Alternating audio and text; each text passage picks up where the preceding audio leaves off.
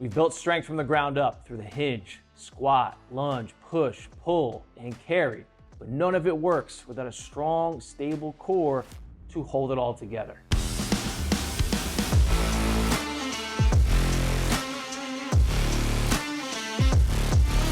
We have 8 fundamental functional movement patterns that every athlete, lifter, and person needs to master. And this is movement pattern number 8, the core. I think we all know that our core is more than just the abs or just the six-pack muscles. It's the foundation for every lift, sprint, and jump.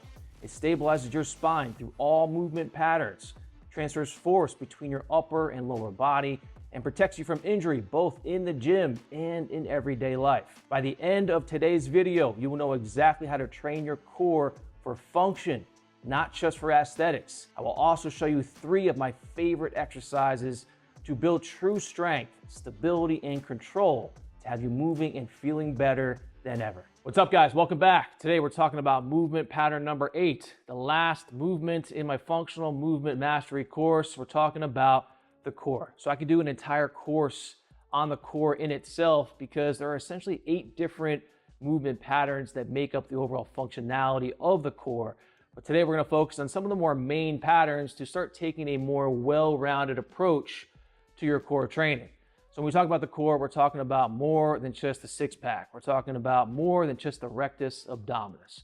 We're talking about the deeper core musculature that goes unseen and often untrained that supports our spines in everything that we do. So we're talking about the transverse abdominis, which lives underneath the rectus abdominis. We're talking about the internal and external obliques, the diaphragm, the erectors or the lower back, and the glutes to some extent. So we need to be taking a more well-rounded functional approach, training the core in all planes of motion, which will still build an impressive six-pack, but it's also going to help you move better and move more pain-free in everything that you do, from everyday life stuff, right? Sneezing without throwing your back out, picking something up and off the floor without throwing your back out. Into the gym, the stronger your core is, the heavier you're going to be able to lift safely. And then of course, into our sports athletic performance and improving athleticism.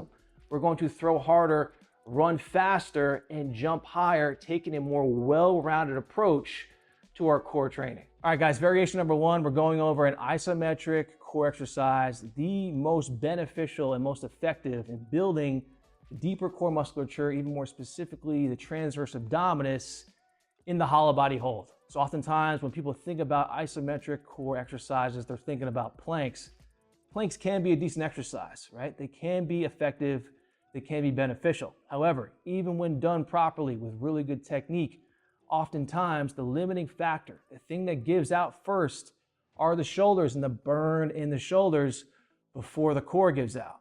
So the hollow body hold is going to be superior in terms of building the deeper core musculature, more specifically the transverse abdominis, because the only limiting factor is going to be your core strength and or lack of core strength.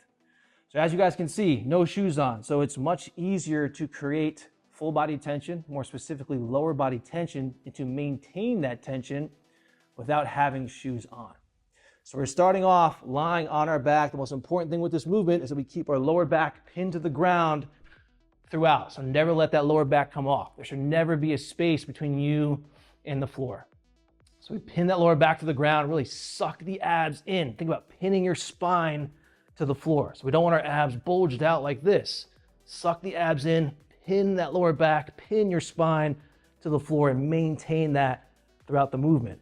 We're also lifting our upper back and our thoracic spine up and off the ground to start to create this hollowed out position. We then extend the legs out, feet together, quads flexed, toes pointed to create that tension through the lower body. We then press the arms up and overhead, act as if you were holding a handstand, and create tension from the tips of your fingers all the way down to your toes, and lock this in. Abs sucked in, lower back pinned to the ground, spine is neutral here. If this is too difficult for you, you're just not quite there yet, I want you guys to start off by modifying by bending the knees. The more you bend your knees, the easier the exercise is going to be, and you can even take it a step further and lower your arms to your sides. Variation number 2, we have landmine core rotations. So in my opinion, this is the most effective and definitely my most utilized rotational and anti-rotational core exercise to build strength, to build power, and to build control in the transverse plane. If you guys don't have access to a landmine attachment like I'm using, you can very easily wrap the end of your barbell in a towel and just wedge it into the corner of a wall, and it will be just as effective. So getting set up with this movement, we're gonna take a shoulder width stance. We're gonna hinge at the hips, reaching down for our barbell, pull it up into position. We're creating a wedge with the hands, hand over hand, to really lock that barbell into place. Legs stay straight throughout to put most of the focus on the core. So we're primarily targeting the obliques with this movement. So we're gonna start off by pulling and rotating towards one side or towards one hip. It's very important that when you guys are rotating on each rep that you're keeping your elbow tight to your body and you're thinking about pulling your elbow back behind your body to get the best oblique contraction possible. So we start off, we take the breath in, the brace, we rotate and accelerate that weight up, and then we anti-rotate to decelerate that weight on the other side. So we pull up and over, exhaling as we lower, pulling the elbow back behind the body, and we alternate sides. So I want you guys to start out, when you're just starting out with this movement, start nice and slow, really building that strength. As you guys progress, you can start bringing more power to the exercise. All right, guys, variation number 3, we have the kettlebell quarter get up. So I'm sure over the years, we've all heard that crunches or sit-ups are not a good exercise. They're not effective. They put too much stress on our spines, so on and so forth. When in actuality, it's a good exercise. And more importantly, it's a highly functional core movement pattern in trunk flexion. We need to be working flexion in some capacity every single week to not just build an impressive six-pack, but build well-rounded functional core strength. So we take our traditional sit-up or crunch and we just make it a whole lot better with the kettlebell quarter get-up. We're just making it more compound, right? We're working more muscles at the same time. So lower body strength and stability. The majority of the core, the obliques, transverse abdominis, the abs. We're working some rotation with this, along with shoulder strength and stability. So we get set up. Remember how we held the kettlebell in the vertical pressing lesson, because all the same principles are going to apply in how we hold the bell. So we grab the bell, hand over hand, pull it into position, single arm floor press, we brace, exhale at the top. Keep the arm locked out.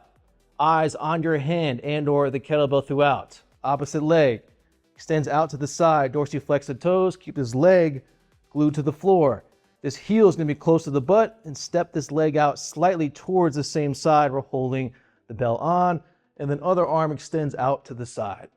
Simultaneously, you're gonna take the breath in, you're gonna drive off this leg, sit up, drive the kettlebell towards the ceiling, and then drive up and off this arm / forearm. So you take the breath in, explode up, contract your core, exhale at the top, eyes on the bell, lower back down with control. Breath in, drive up, lower with control.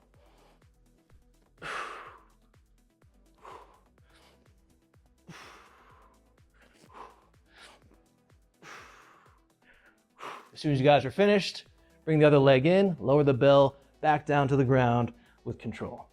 And that is a wrap on movement pattern number 8, the core, and the entire functional movement mastery course. If you have followed along from lesson 1, you've learned all 8 functional movement patterns that every athlete, lifter, and person needs to master. These are the foundations of strong, efficient, pain-free movement, and mastering them sets you up to move, lift, and live at your best for years to come. If you're ready to take the next step to apply everything you've learned with my structured programs that build muscle, strength, and athleticism, download the JTM Fit app. Inside, you'll get access to my full programs, coaching, nutrition, and workouts designed to help you move well, look great, and perform even better in your 30s, 40s, and beyond. You can get started completely free. The link's in the description of this video. Thanks for training with me, and remember, strength isn't just about lifting heavy. It's all about moving well, moving often, and moving for life. See you guys inside the app.